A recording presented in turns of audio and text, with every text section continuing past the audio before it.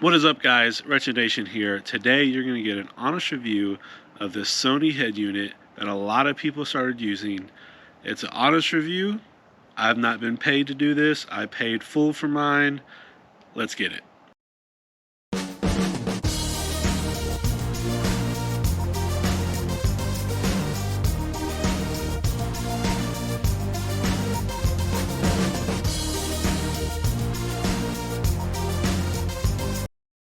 Alright, first off, here's my 2018 roadglide. I want to preference this by saying I'm not an audio guy. I'm not in need of big crazy audio. I'm not a super big audio guy. So I took this to a shop. I didn't do it myself. I had heard about these radios and I got it installed professionally. And when I first got it, I loved it. Let me tell you why I got this radio. So as many of you may know, I took a cross-country trip, wife on the back, my dad next to me, and my mom, 2 bikes, sailing off to California and back. I'm in North Carolina. So we did a cross-country trip. That's when I had the stock radio. Now, the audio on it was upgraded because I could not hear it going, 90 miles an hour with a full face on. Nothing too crazy, small amp, speakers, again, professionally installed. And I had my phone mounted up on the handlebars. And I'd had multiple instances of like trying to hide it in the rain, figure that out, and something I didn't even know was going to be a problem.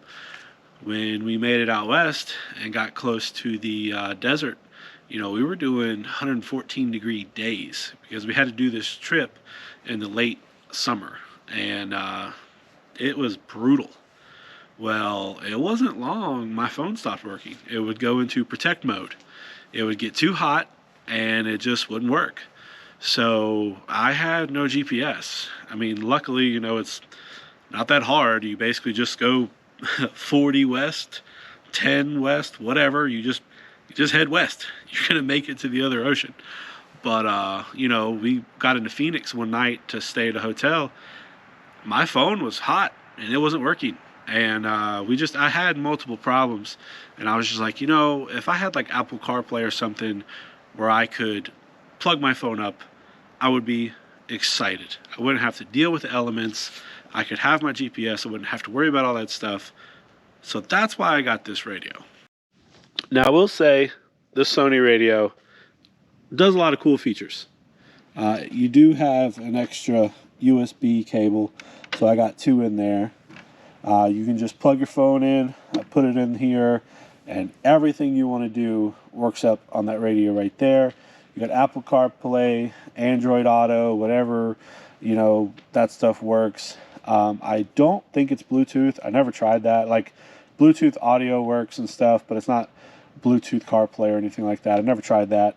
But you just plug it up, everything works. It'll play video, it'll do anything in the world. It's got an awesome EQ. It sounds amazing.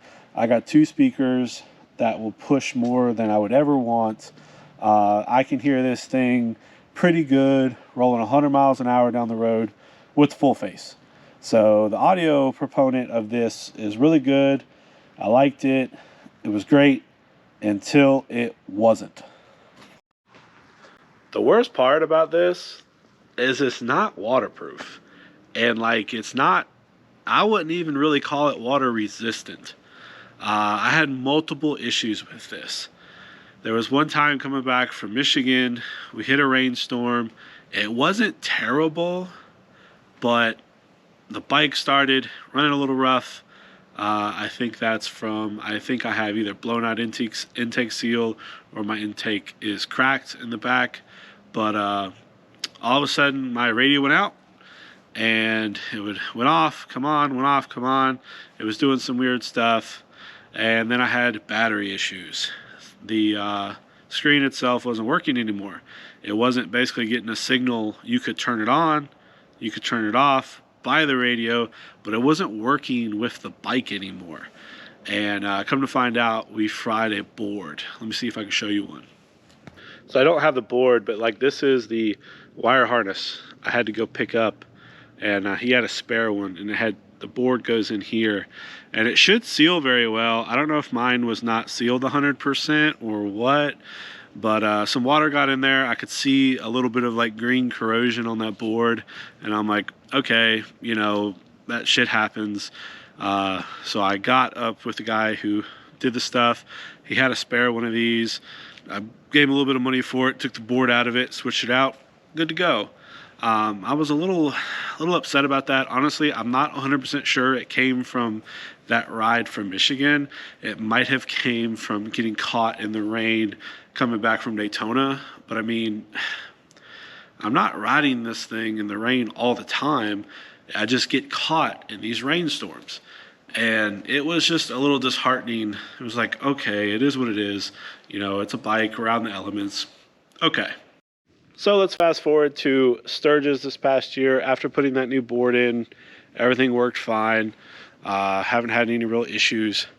Well, I get to Sturgis and everything was great. I got there after the crazy rainstorms, but it was Saturday night before we left. All the other guys who trailered had just packed their stuff up.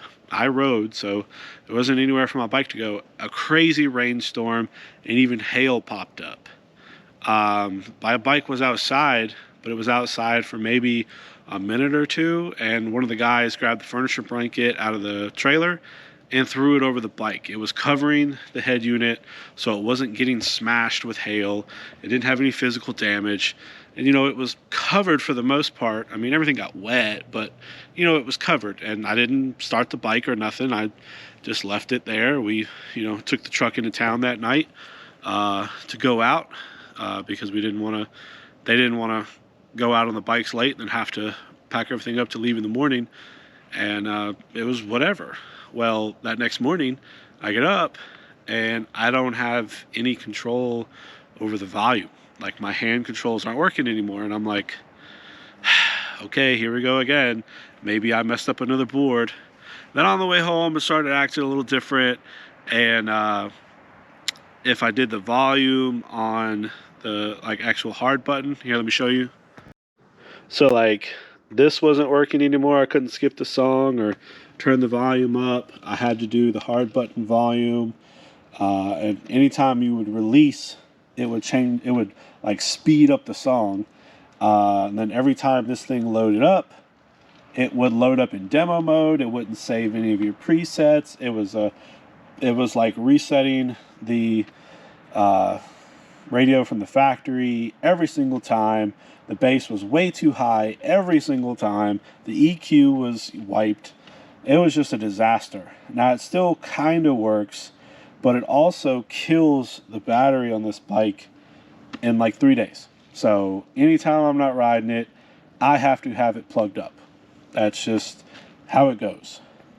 Even the dead of summer, nice weather, if it's not plugged up, 3 days later, it's dead.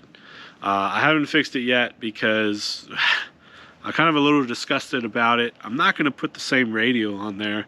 I don't think it's worth your money at all. So long story short, is this radio worth it? Absolutely not.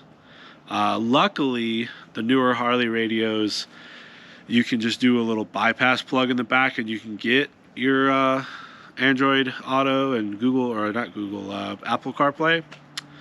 But I don't think this thing is worth anything to put that amount of time into it, any kind of money. I mean, I wouldn't buy this radio for $300.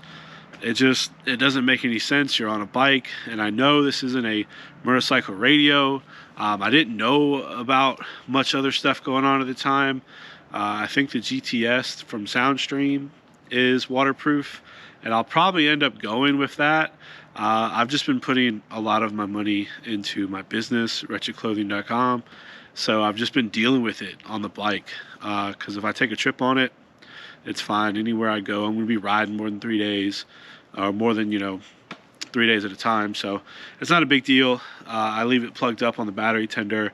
I am going to have to get it fixed this year, but it's just kind of annoying that Bike Audio hasn't made it much better, or maybe I just don't know what I'm doing. But I took it to a shop.